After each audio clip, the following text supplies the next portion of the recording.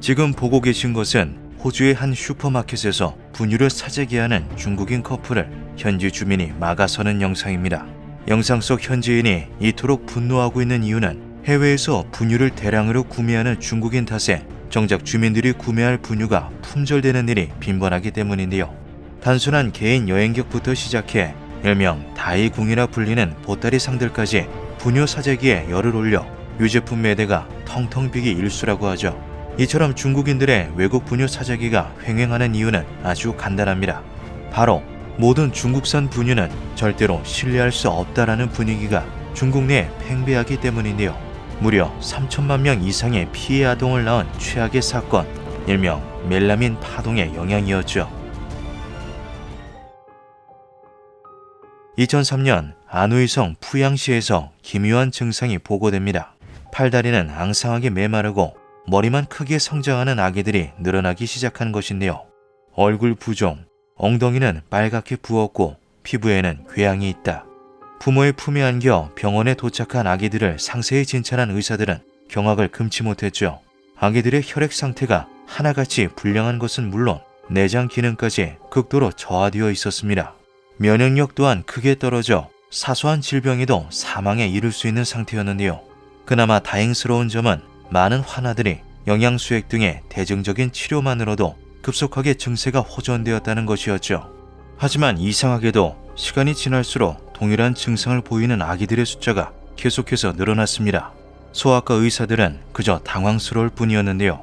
아무리 생각해도 환아들의 증상은 영양실조 단 한 가지의 결론만을 가리키고 있었죠. 얼마 지나지 않아 밝혀진 원인은 헛웃음이 나올 정도로 황당했습니다. 양을 늘리기 위해 영양소가 없는 가짜 가루를 섞은 불량 분유가 시장에 대량으로 유통되고 있었던 것인데요. 부랴부랴 시작된 조사에서는 안타까운 참상이 드러났죠.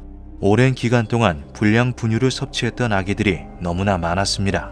심지어 시장에 풀린 분유 중에는 사실상 맹물에 가까울 정도로 농도가 낮은 불량품도 있었는데요. 푸양시와 인근 지역에서 여러 아기들이 영문도 모른 채 아사했죠. 제대로 된 치료를 받지 못했거나 뒤늦게 병원에 방문한 아기들은 영구적인 발달 장애를 얻었습니다. 상황을 파악한 중국 정부는 개선책으로서 우유의 품질 검사 기준을 강화했는데요. 우유의 주 성분인 단백질에는 다량의 질소가 포함되어 있다. 따라서 질소 함량 측정을 철저히 시행해 불량 분유를 가려내겠다. 그러나 동시에 책임자들에게 내려진 처벌은 너무나도 미흡했죠. 보여주기식으로 말단 유통 직원들에게 중형을 선고했을 뿐 정작 뇌물을 받았던 당 간부들에게는 별다른 징계가 없었습니다. 오히려 승진을 하는 어처구니 없는 사례까지 있었는데요. 이러한 송방망이식 처벌은 결국 또 다른 재앙을 불러오고야 말았죠. 2003년의 불량 분유 파동 이후 중국 내부에서는 믿음직한 브랜드 분유를 구매하자라는 인식이 널리 퍼져 있었습니다. 값이 싸다고 해서 이름 모를 제품을 구매하는 사람들은 이제 없었는데요. 수많은 유제품 회사 중에서도 산루그룹의 분유는 소비자들에게 특히 높은 신뢰를 받았죠. 1956년 설립된 산루그룹은 중국에서 가장 오래된 영유아용 분유 브랜드를 생산하는 유제품계의 거물이었습니다. 2005년 12월에는 세계적인 유제품 대기업 뉴질랜드의 폰테라가 산루그룹의 지분 43%를 인수하며 대규모 공장을 증설하기도 했는데요. 2007년 기준 15년 연속 중국 최대 분유 판매업체이자 스자장시에서 가장 많은 세금을 내는 대기업 산루그룹은 철저한 품질 검사로도 유명했죠. 제품이 출하되기 전 1000가지 이상의 테스트를 시행한다는 그들의 호언장담처럼 대부분의 제품이 3회 연속 정부 품질 검사를 통과하여 추가적인 검사가 면제된 상태였을 정도였습니다. 오랜 역사, 해외 기업의 대규모 투자, 막대한 점유율, 철저한 품질 검사, 당연하게도 산루그룹이 생산하는 분유에 대한 시민들의 신뢰는 아주 두터웠는데요. 그런데 2007년 11월 산루그룹의 분유를 애용하던 소비자들로부터 꺼림칙한 일들이 벌어지기 시작했죠. 아이들이 자꾸만 설사를 합니다. 저는 이런 적이 없었는데 분유 냄새가 예전과 달라요. 맛도 뭔가 싱겁고 떫어요. 아이들이 쌀뜨물처럼 걸쭉하고 옅은 소변을 눕니다. 이상한 가루도 섞여 나와요. 구입한 분유의 품질이 묘하게 조악할 뿐만 아니라 섭취한 아이들의 몸에서도 이상 현상이 발생하고 있었습니다. 2007년 말 산누그룹의 고객센터에는 산누 분유를 섭취한 영유아의 소변이 변색되고 이물질이 검출된다라는 내용의 소비자 불만이 계속해서 밀려들었는데요. 이에 대한 산누그룹의 대응은 철저한 무시와 은폐였죠. 소비자 불만을 제기한 사람 중 한 명이었던 40세 남성 왕 위안핑의 사례는 당시 산누그룹의 은폐 공작을 적나라하게 보여줍니다. 2007년 11월경 왕 위안핑은 마트에서 분유 15통을 구매하였는데요. 온 가족이 분유를 마셨기에 어린이용 고칼슘 분유와 중장년용 고칼슘 분유가 포함되어 있었죠. 그런데 새로 구매한 분유를 마신 다음날 아침부터 그의 13살 딸이 침전물 섞인 소변과 설사 증세를 보이기 시작했습니다. 깜박하고 분유를 마시지 않은 날에는 정상적인 소변이 나온다는 것에 이상함을 느낀 왕 위안핑은 구매한 2종류의 분유를 각각 한 통씩 박스에 담아 문의사항과 함께 제조사에 보냈는데요. 여보세요? 며칠 전에 택배를 보냈는데 아직 연락이 없어서요. 해당 제품은 저희 쪽 제품이 맞습니다. 지역 유통업체에서 곧 연락드릴 겁니다. 안녕하세요. 산누그룹 공식 유통사입니다. 구입하셨던 제품은 반품이나 교환해드리겠습니다. 아니요, 그건 둘째치고 검사 결과가 알고 싶습니다. 다른 아이들도 다 이 분유를 먹을 것 아닙니까? 시험 보고서는 영업 비밀이라 저희가 따로 드릴 수는 없어요. 대신 나중에 간단히 확인할 수 있게끔 보여만 드리겠습니다. 그러나 며칠이 지나도 유통사의 연락은 없었죠. 분노한 왕 위안핑은 국가공상행정관리총국이 관리하는 소비자협회에 불만을 제기했습니다. 2008년 3월 27일 왕 위안핑은 공산국의 중재에 따라 소비자협회 사무실에 방문했는데요. 사무실에서 그를 기다리는 사람은 산누그룹 담당자가 아닌 분유를 구매했던 마트 직원이었죠. 저희 쪽에서 구입하신 분유이니 구매하셨던 금액 그대로 반품 도와드리겠습니다.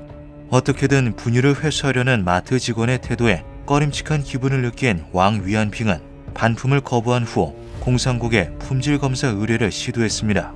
그러나 공산국에서는 검사를 위해서는 수만 위안에 달하는 비용을 선불로 지급해야 한다는 답변이 돌아왔는데요.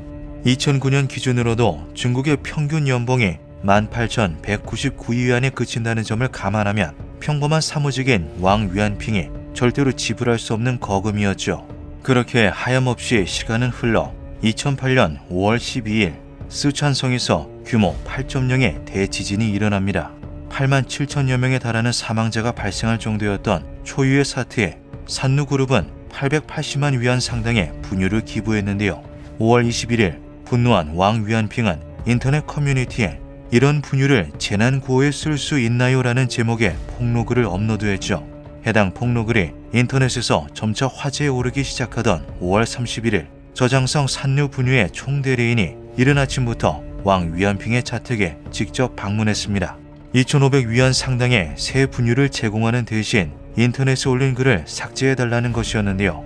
한 달치 월급보다 많은 양의 분유와 고위층이 직접 찾아왔다는 압박감에 왕 위안핑은 제의를 수락했죠. 총 대리인은 여기서 그치지 않고 보관 중인 문제의 분유를 전부 회수하겠다는 의사를 밝혔습니다. 왕 위안핑은 속으로 당황했지만 겉으로는 태연하게 주방에서 분유를 가지고 나왔는데요. 천장에 몰래 2통의 분유를 남겨놓은 상태였죠. 한편 왕 위안핑이 겪은 것과 같은 일들은 중국 각지에서 무수히 발생하고 있었습니다. 단순히 소변에서 이물질이 섞여 나오는 걸 넘어서 요로결석과 신장결석에 시달리는 아이들이 서서히 늘어났는데요.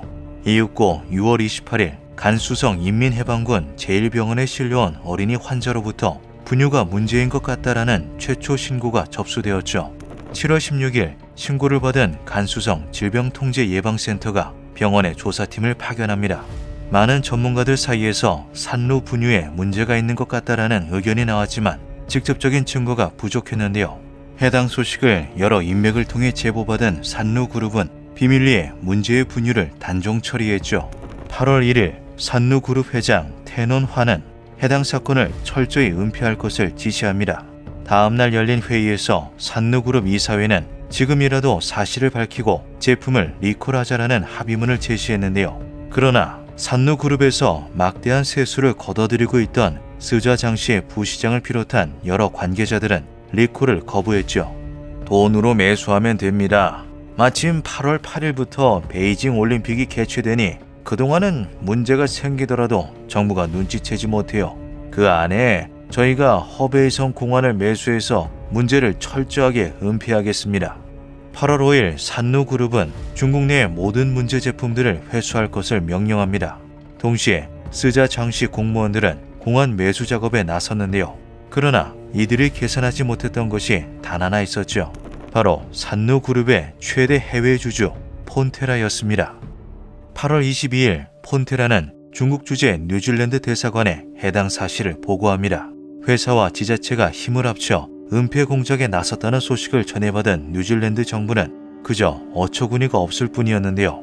9월 8일 뉴질랜드 총리 헬렌 클라크는 중국 정부에 직접 해당 사실을 보고할 것을 지시했죠. 최근 영유아 여러 결석 사례가 다수 보고되었습니다.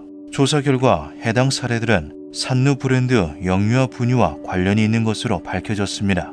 위생부는 관련 부서와 합동조사팀을 구성 9월 12일 새벽 스자 장시에 도착하여 허베이성 인민정부와 함께 심층 조사를 진행했습니다. 곧바로 중대식품안전사고 1급 비상대응을 발령한 중국 정부는 철저한 조사에 나섰습니다. 왕 위안핑을 비롯한 여러 사람들이 혹시 몰라 보관해둔 문제의 분유, 산누그룹이 미처 회수하지 못한 매대의 분유, 남겨진 샘플을 통해 밝혀진 전말은 너무나도 추악한 이기심으로 점철되어 있었는데요. 산누그룹과 같은 생산업체가 우유를 구매하기까지는 총 3단계가 필요하죠. 먼저 젖소 농가에서 우유를 중간업체에게 판매하고 업체가 구매한 우유를 현지의 도매상에게 납품하면 도매상이 생산업체에 우유를 공급하는 방식입니다. 이 과정마다 질소 함량 측정을 통해 우유의 품질이 검사되며 합격, 불합격 여부와 가격이 정해지는데요. 문제는 합격을 받는 것은 물론 더 많은 단가를 받을 수 있는 업계에 공공연한 꿀팁이 존재했다는 것이었죠. 멜라민. 이 물질은 주로 포름알데히드와 중합해 멜라민 수지라는 이름의 플라스틱으로 활용되는데요. 중국집에서 배달을 시키면 흔히 볼 수 있는 가벼운 플라스틱 그릇이 바로 이 멜라민 수지로 제작된 것이죠. 멜라민의 특징 중 하나는 다량의 질소가 포함되어 있다는 점입니다. 즉, 우유에 멜라민을 타게 되면 저품질의 우유도 물을 탄 우유도 질소 함량이 높은 고급 우유로 둔갑시킬 수 있다는 건데요.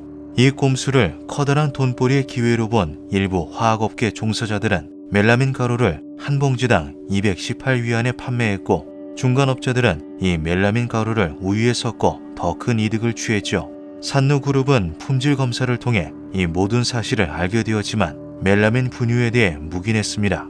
당시 산누그룹이 시장을 장악할 수 있었던 힘의 근원이 수입 분유 대비 절반밖에 되지 않은 저렴한 가격에 있었기 때문이었는데요. 단가를 맞추기 위해서라면 이 정도의 편법은 넘어가줄 용의가 있었던 것이었죠. 그러나 암암리에 낙농업계에 판매되고 있던 멜라민 가루는 순도 높은 공업용 멜라민이 아니었습니다. 순수한 멜라민은 의외로 경구 독성이 낮으며 결석도 쉽게 생기지 않는데요. 하지만 우유에 첨가되고 있었던 멜라민은 플라스틱 생산 과정에서 폐기물로 버려지는 이른바 스크랩 멜라민으로 각종 불순물이 잔뜩 들어있었죠. 이 불순물 중에는 멜라민과 결합해 날카롭고 거대한 결정체를 형성하는 시아누르산이 포함되어 있었습니다. 일반적으로 성인의 경우에는 신장의 여과 기능이 뛰어나 결석이 생성되기 전에 멜라민이 배설되지만 분유의 주 소비층인 유아는 그렇지 못했는데요. 신장에 점차 농축되기 시작한 멜라민과 시아누르산은 내부에서 커다란 결정을 마구잡이로 생성했고 그 결과 수많은 아이들이 요로 결석과 신장 결석에 시달리게 된 것이었죠. 영유아의 경우 급성 신부전으로 사망에까지 이를 수 있는 불량 분유를 판매했음에도 산누그룹의 대응은 은폐에만 초점이 맞춰져 있었습니다.